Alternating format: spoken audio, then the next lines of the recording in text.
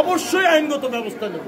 এই ব্যাপারে যেহেতু আমার মেজ দুলাভাই এই চিকিৎসা অবহেলার কারণে মৃত্যুবরণ করছে, আমি এর বিরুদ্ধে ব্যবস্থা নেবই। রাজবাড়ী সদর হাসপাতালে চিকিৎসকের ভুল চিকিৎসায় মোহাম্মদ শাহজাহান মৃধা নামে এক রোগীর মৃত্যুর অভিযোগ উঠেছে। মোহাম্মদ শাহজাহান মৃধা রাজবাড়ী পৌরসভার ভবানীপুর এলাকার কিসমত আলী মৃধার ছেলে। তিনি সবশেষ রাজবাড়ী জজ কোর্টের পাংশা কোর্টের সেরেস্তাদার হিসেবে কর্মরত ছিলেন। এর আগে দীর্ঘদিন কোর্টের পেশকার হিসেবে সুনামের সাথে কাজ করেছেন তিনি। তার এই মৃত্যুতে রাজবাড়ীর কোর্ট অঙ্গনে শোকের ছায়া নেমে এসেছে। সোমবার সকালে এই মৃত্যুর ঘটনাটি ঘটে।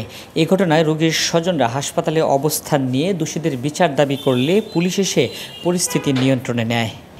শাহজাহান মৃধার শ্যালক অ্যাডভোকেট নজরুল ইসলাম লাবলু বলেন, সোমবার সকালে শাহজাহান মৃধা হঠাৎ করে অসুস্থ হয়ে পড়লে তাকে রাজবাড়ী সদর হাসপাতালে ভর্তি করা হয়। এ সময় শ্বাসকষ্টের কারণে তাকে অক্সিজেন প্রদান করলে একটু সুস্থতা বোধ করেন তিনি। অন্য এক চিকিৎসক এসে অক্সিজেন খুলে ফেললে সাথে সাথেই তার মৃত্যু হয়। বিষয়টি তদন্তের আশ্বাস দিয়েছেন সদর হাসপাতালের তত্ত্বাবধায়ক। আমার দুলাভাই সকালবেলা 1:30টার দিকে অসুস্থ হলে, বাসায় খুবই অসুস্থ হয়ে পড়লে মেজাপায় ভবানীপুর থেকে রিক্সায় সাথে সাথে নিয়ে আসছি ইমার্জেন্সিতে, এবং আমাদেরকে ফোন করেছে যেহেতু আমাদের বাড়ি বেড়াডাঙ্গা, আমরা আস্তে আস্তে সেগুনবাগিচা পর্যন্ত আসছি। রিক্সায় করে আসতেছি, আসার পরে হসপিটালে এসে দেখি আমার দুলাভাই মারা গেছেন। তখন মেজাবাকে জিজ্ঞেস করলাম, মেজাবা বলল যে ইমার্জেন্সিতে আনার পর তার অক্সিজেন দেওয়া হয়েছিল, অন্য কোনো ট্রিটমেন্ট দেয় নাই। অক্সিজেন দেওয়ার পরে ওই দায়িত্বপ্রাপ্ত মেডিকেল কর্মকর্তা বলছে যে অক্সিজেন খুলে আপনি সিটে দিয়ে দেন, ভর্তি হয়ে গেছে সে। তখন মেজাবা বারবার নিষেধ করছে যে আমার গাড়ি আসতেছে, আমি রুগী ফরিদপুর নেব, যেখানেই নেবো আপনারা অক্সিজেন খুলেন না। তারপরে অক্সিজেন খুলে তার সিটে আনতেছিল, সিটে আনার পথে সে মারা গেছে।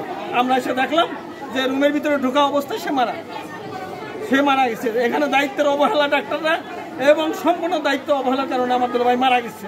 বিষয় কি জানেন, এতদিন হসপিটাল সম্পর্কে, হসপিটাল চিকিৎসা ব্যবস্থা সম্পর্কে অনেক অভিযোগ শুনছি। আমরা মনে করছি যে সত্য মিথ্যা দিয়ে হয়তো মানুষ বলছে, কিন্তু আজ যখন আমার মেজর দুলাভাই অসুস্থ হয়ে হসপিটালে আসলো, চিকিৎসার কতটুকু গাফিলতি, কতটুকু অবহেলা তা আমার কাছে পরিষ্কার হলো। কারণ শ্বাসকষ্টের একজন রুগী অক্সিজেন পাবে। অক্সিজেন যতক্ষণ পর্যন্ত সে স্বাভাবিক না হবে ততক্ষণ পর্যন্ত সে অক্সিজেন পাবে। কেন অক্সিজেন সিলিন্ডার কিনতে হবে? তাকে ইমার্জেন্সি থেকে, পরিবহন বিভাগ থেকে যেহেতু ওয়ার্ডে পাঠানো হলো, তাহলে কেন অক্সিজেন সিলিন্ডার থাকলো না? অক্সিজেন ছাড়া কেন তাকে এই সময়টা, এই 15-20 মিনিট সময়টা তাকে, আমি আইসে যখন ছুটে আসছি, আমি আইসে দেখি সে টয়লেটে বসে রয়েছে কিন্তু অক্সিজেন ছাড়া। তারপরে সে টানা শুয়ে পড়লো, টয়লেটে পড়ে শুয়ে পড়ার পর অক্সিজেন লাগাইতে আবার ওয়ার্ডে তাদেরকে বারবার বলা হচ্ছে বেড দেওয়ার জন্য, অক্সিজেন দেওয়ার জন্য। সব কিছু তো অবহেলা। অনেক মানুষ আছে হসপিটালে, কিন্তু কাজ করার মতো মানুষ নাই কেউ। এটা কোন ধরনের চিকিৎসা সেবা? এটা কি চিকিৎসা সেবা, নাকি এদেরকে জোর করে কি ডিউটি করানো হচ্ছে? আর সত্যিকারে এরা আন্তরিকতা আছে কোনো এই সেবা দেওয়ার জন্য, রুগীদের প্রতি কি আন্তরিকতা আছে এদের, এটি একটু ভালোভাবে খতিয়ে দেখা দরকার। আমি আজ নিজে ভুক্তভোগী। আমি এতদিন মানুষের কাছে শুনছি অনেক অভিযোগ, কিন্তু অভিযোগের সত্যতা আজকে আমি পাইছি, নিজে প্রমাণ পাইছি। সকাল 7:50 থেকে 8টার দিকে একটা রুগী আমাদের জরুরি বিভাগে আসে, এবং রুগীর যে সমস্যা ছিল, রুগীর বুকে ব্যথা ছিল। আমাদের ডাক্তার চিকিৎসা দেন। চিকিৎসা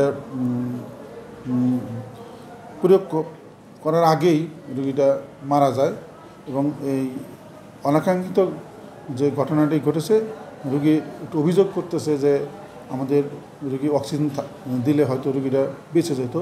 তা জিনিসটা যেহেতু আমাদের হাসপাতালে ঘটেছে, আমাদের এই টোটাল যে ট্রিটমেন্টটা বা রুগী রিসিভ থেকে শুরু করে রুগী ওয়ার্ডে আসা টোটাল বিষয়টা আমি আমাদের কনসার্নদের সাথে আলাপ করেছি। আমরা এই বিষয়ে একটা সিদ্ধান্ত নিয়েছি যে আমরা একটা কমিটি গঠন করব, তদন্ত কমিটি। যে তদন্ত কমিটি প্রতিবেদনের আমরা দেখতে পাবো আসলে কোথাও কোনো ত্রুটি বৃত্তি আছে কিনা। যদি থাকে, যদি আমাদের কোনো স্টাফের সঙ্গে অবহেলা পাই, আমি সেই বিষয়ে ব্যবস্থা নিই।